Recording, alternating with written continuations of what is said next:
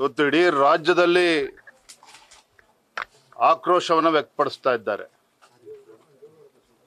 ಕಾಶ್ಮೀರದ ಪಹಲ್ಗಾಮ್ನಲ್ಲಿ ಆದಂಥ ಹಿಂದೂಗಳ ಒಂದು ಹತ್ಯೆಗಳು, ಆ ದುರ್ಘಟನೆ ಮರೆಯುವಂಥ ಮೊದಲನೇ ಮಂಗಳೂರಿನಲ್ಲಿ ಈ ಘಟನೆ ನಡೆದಿರ್ತಕ್ಕಂಥದ್ದು ಇದು ಖಂಡನಾರ್ಹ. ಭಾರತೀಯ ಜನತಾ ಪಾರ್ಟಿ ಈ ಘಟನೆಯನ್ನು ಬಹಳ ಗಂಭೀರವಾಗಿ ತೆಗೆದುಕೊಂಡಿದ್ದೇವೆ. ಪೊಲೀಸ್ ಇಲಾಖೆಯ ವೈಫಲ್ಯ ಮೇಲ್ನೋಟಕ್ಕೆ ಎದ್ದು ಕಾಣ್ತಾ ಇದೆ. ಅವನ ಜೀವಕ್ಕೆ ಬೆದರಿಕೆ ಇದ್ರೂ ಸಹ ಯಾವುದೇ ರೀತಿ ರಕ್ಷಣೆ ಇಲ್ಲದೆ ಇರತಕ್ಕಂಥದ್ದು, ಎಲ್ಲೋ ಒಂದು ಕಡೆ ರಾಜ್ಯ ಸರ್ಕಾರ, ಪೊಲೀಸ್ ಇಲಾಖೆ ಒಂದು ವೈಫಲ್ಯ, ಗೃಹ ಇಲಾಖೆ ಒಂದು ವೈಫಲ್ಯ, ಮತ್ತು ಕಾಂಗ್ರೆಸ್ ಸರ್ಕಾರದ ನೀತಿಗಳು ಕೂಡ ಈ ರೀತಿ ರಾಜ್ಯದಲ್ಲಿ ಹಿಂದೂ ಕಾರ್ಯಕರ್ತರಿಗೆ ರಕ್ಷಣೆ ಇಲ್ಲದೆ ಇರತಕ್ಕಂಥ ಒಂದು ಪರಿಸ್ಥಿತಿ ನಿರ್ಮಾಣ ಆಗಿದೆ.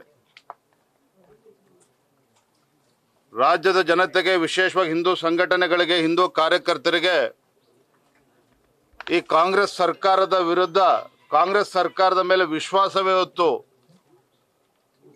ಇಲ್ಲದಂತಾಗಿದೆ. ಭಾರತೀಯ ಜನತಾ ಪಾರ್ಟಿ ಇವತ್ತು, ನಾನು, ನಮ್ಮ ವಿರೋಧ ಪಕ್ಷದ ನಾಯಕರು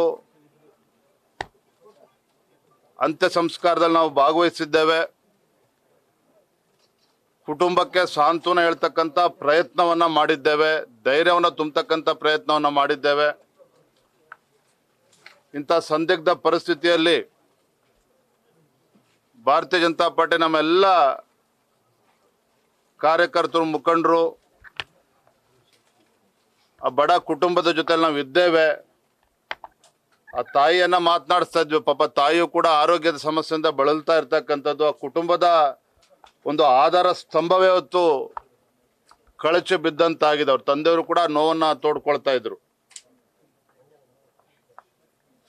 ನಮ್ಮೆಲ್ಲ ಪಕ್ಷದ ಮುಖಂಡರು ನಿರ್ಧಾರ ಮಾಡಿ, ಬಿಜೆಪಿ ಎಲ್ಲ ನಮ್ಮ ಮುಖಂಡರೆಲ್ಲ ನಿರ್ಧಾರ ಮಾಡಿ,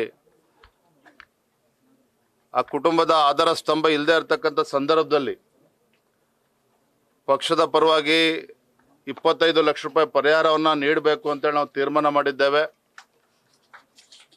ರಾಜ್ಯ ಸರ್ಕಾರಕ್ಕೆ ಆಗ್ರಹ ಮಾಡ್ತೇನೆ, ಮಾನ್ಯ ಮುಖ್ಯಮಂತ್ರಿಗಳಿಗೆ, ಗೃಹ ಸಚಿವರಿಗೆ ಆಗ್ರಹವನ್ನು ಮಾಡ್ತೇನೆ. ಈ ಘಟನೆಯ ಗಂಭೀರತೆಯನ್ನು ಅರ್ಥ ಮಾಡಿಕೊಂಡು, ಕುಟುಂಬದ ಪರಿಸ್ಥಿತಿಯನ್ನು ಕೂಡ ಅರ್ಥ ಮಾಡಿಕೊಂಡು ಪರಿಹಾರವನ್ನು ರಾಜ್ಯ ಸರ್ಕಾರ ಘೋಷಣೆ ಮಾಡಬೇಕು. NIA ಇಂದ ತನಿಖೆ ಆಗಬೇಕು. ರಾಷ್ಟ್ರೀಯ ತನಿಖಾ ಸಂಸ್ಥೆಯಿಂದ ಈ ಘಟನೆ ತನಿಖೆ ಆಗಬೇಕು.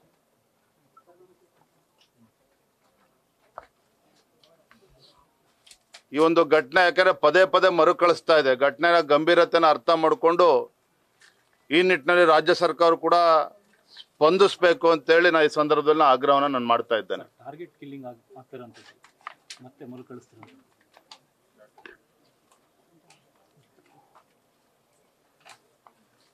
ರಾಜ್ಯ ಸರ್ಕಾರ ಈ ತರ ಘಟನೆಗಳು ನಡೆದಾಗ ಯಾವತ್ತೂ ಕೂಡ ಹಿಂದೂ ಕಾರ್ಯಕರ್ತರ ಪರವಾಗಿ ನಿಂತಿಲ್ಲ.